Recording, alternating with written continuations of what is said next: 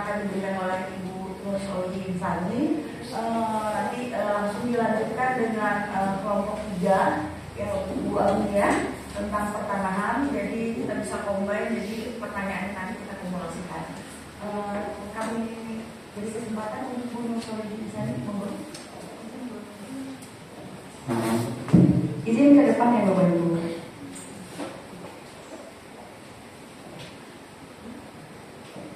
Assalamualaikum warahmatullahi wabarakatuh. Ketemu lagi bersama saya. Ya, beberapa bulan yang lalu ketemu masih ingat ya Pak?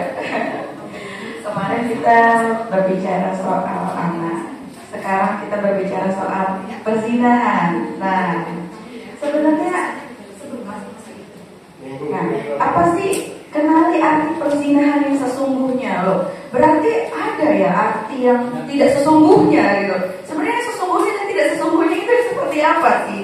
Nah, jadi ada pengertian perzinahan secara masyarakat mengartikannya seperti apa, dan di dalam dunia hukum itu berbeda dengan apa yang selama ini masyarakat tahu tentang perzinahan itu.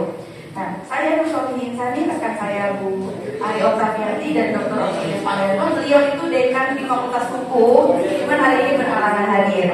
Ya, boleh di next. Nah, apa sih itu perzinahan? Kira-kira kalau tidak melihat ke sini, zina itu apa Pak? Selingkuh, bukan pasangannya. Selingkuh yang bukan pasangannya.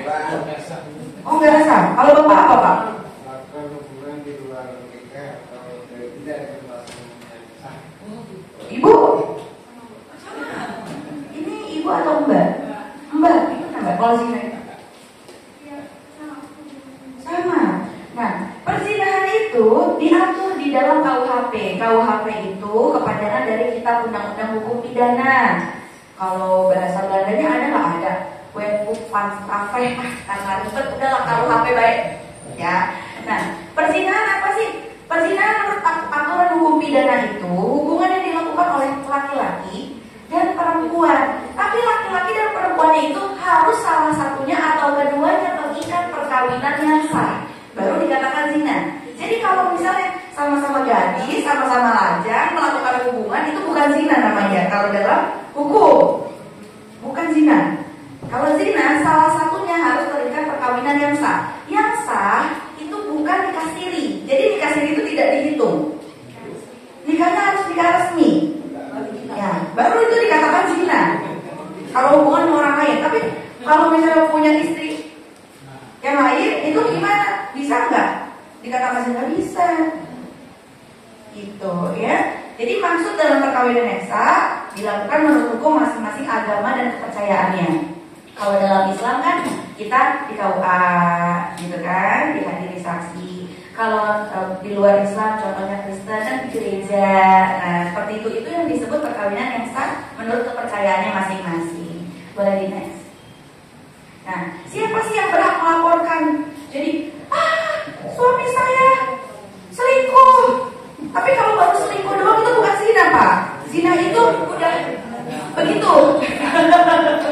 Jadi itu dibilang zina. Tapi kalau baru jalan bareng, nge-mall bareng, dibeli cincin, dibeli baju, apa ibu itu, atau dibeliin apa tuh yang apartemen, apa penthouse, apa yang di atas itu yang mahal itu, bukan zina. Selingkuh. Zina itu yang penting sudah hubungan suami istri, itu zina baru dikatakan. Tapi baru selingkuh doang, pegang-pegangan doang itu bukan zina. Ya. Terus siapa yang harus melaporkan? Misalnya bapak ngelihat nih tetangga melakukan perzinahan sama yang bukan istrinya atau bukan suaminya, bapak nggak bisa melaporkan ke pihak yang berwajib. Perzinahan nggak bisa. Jadi siapa yang bisa melaporin? Yang bisa melaporin itu istri atau suaminya yang sah.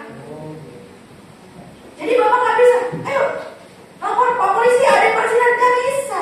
Karena yang dirugikan bukan bapak kan?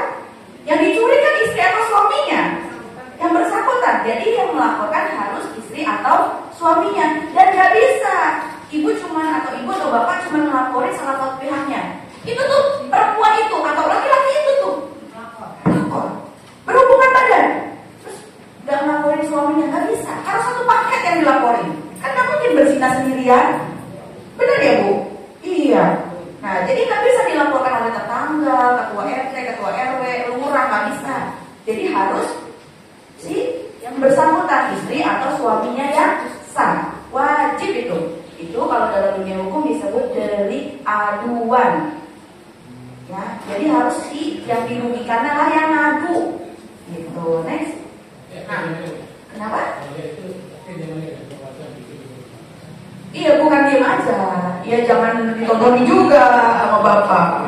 Bapak bilang ke yang bersangkutan, istri atau si suaminya, bilang ini, nah, bapak kasih nasihat, ini harus dilaporkan, begini. Ya kan, menengahi bu. Dikumpul-kumpulin aja, tapi jangan sampai dikumpulin. Ada nggak sih jangka waktu melaporinya? Ada. Kan ada kasus tuh yang mertua sama menantunya ya. Nah, ada jangka waktunya kan, makanya kenapa? Saya melapor ke pihak yang berwajib terus nggak bisa diterima karena ada jangka waktu untuk melaporkan itu. Jadi udah tahu, udah saya masih cinta sama pasangan saya. Kasihan nih kalau dilaporin nanti dia kerja, dia di penjara, saya makan apa? Misalnya gitu ya. Mikir dinasihatin sama orang tua dan lain sebagainya. Tahu-tahu lewat waktu. Ternyata lewat waktunya berapa? 3 bulan. Sejak tahu bahwa adanya perzinahan itu. Jadi kalau tahu jangan mikir lama-lama. Kalau mikir lama-lama dilaporin kapan kejadiannya. Kejadiannya takutnya dihitung sama yang pihak yang berwajib. Oh, ini udah nggak bisa dilaporin lagi. Iya, kalau makanan kadaluarsa. Tapi kalau ini namanya daluarsa, Pak. KA-nya dihilangkan. Ya, gitu. Bagaimana jika setelah melaporkan berubah pikiran? Nah, udah melaporin suaminya atau istrinya nih, terus minta maaf, aku cinta padamu, tak akan mengulangi perbuatan itu lagi. Aduh, termakan rayuan. Gimana? Deket gitu ya. Terus pikir, oh iya, aduh, pernah dibeli cincin, pernah dibeli ini, udah dirayu kan, ya dikasih bunganya dari uang 100 ribuan. Lepak. Ya. Jadi bagaimana setelah melaporkan berubah pikiran? Maka pengaduan dari salah satu pihak itu dapat ditarik. Maksudnya adalah dicabut. Oleh siapa? Gak bisa sama bapak ketua RT. Yang nyabut harus yang ngelaporin. Harus yang bersangkutan. Gak bisa sembarangan orang. Ya, tapi dengan catatan proses persidangannya belum dimulai. Jadi kalau udah sidang, ini kan ada hakim gitu ya. Udah ada beberapa orang di ruang sidang, udah gak bisa dicabut. Boleh dicabut kalau belum proses persidangan. Jadi masih di tahap penyidikan kepolisian lagi gitu ya. Boleh di-next? Tidak bisa langsung diproses aduannya kok bisa. Misalnya ngadu nih, istri atau suami yang pasangannya zina, kok gak bisa diproses langsung sih?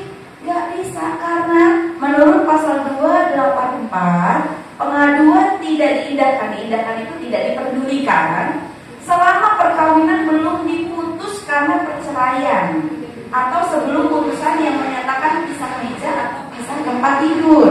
Intinya tidak bisa diproses jika belum dinyatakan bercerai. Jadi kalau salah satunya melaporkan harus sekalian gugat cerai. Harus. Jadi nggak bisa kalau cuma lapor pasangan saya zina dengan si A, terus udah diterima laporannya tapi nggak bisa langsung diproses kalau bapak ibu yang korbannya itu tidak juga mengajukan gugatan cerai ke pengadilan agama. Ada bocor dari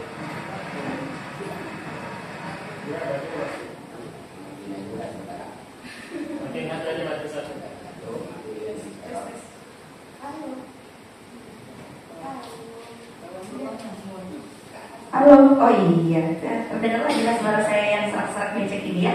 Nah, jadi gak bisa, bakal ditahan dulu di kantor kepolisian kalau tidak juga mengajukan cerai. Jadi kalau udah ketahuan zina, lapor polisi sekalian ke pengadilan agama untuk ngurus perceraian, betul. Jadi nggak bisa cuma udah gugat perjinan selesai, nggak bisa. Dia bakal ditahan aja. Jadi kalau ditanya, oh udah lapor polisi tapi nggak diproses-proses, iya nggak diproses-proses. Orang syaratnya ada satu lagi yang harus dipenuhi. Gitu. Jadi ini info juga untuk Bapak Ibu Ketua RT, Ketua RW di sini. Jadi ketika ada warganya diberikan edukasi bahwa ketika melaporkan adanya perzinahan, dia juga harus sekalian melapor untuk mendaftarkan perceraian di pengadilan agama setempat. Tempat dia melangsungkan perkawinan di mana? Gitu. Oke, boleh nih. Nah, terima kasih, semoga bermanfaat. Semoga kita semua dihindarkan dari perbuatan seperti demikian, dan kita juga dijauhkan dari pasangan yang suka demikian. Semoga selalu diberkahi oleh Allah, Tuhan Yang Maha Esa, pernikahan yang sakinah, mawaddah dan warahmah. Terima kasih ya Bapak Ibu. Semoga kalian akan bermanfaat. Saya akhiri. Wabillahi taufiq wal hidayah. Wassalamualaikum warahmatullahi wabarakatuh.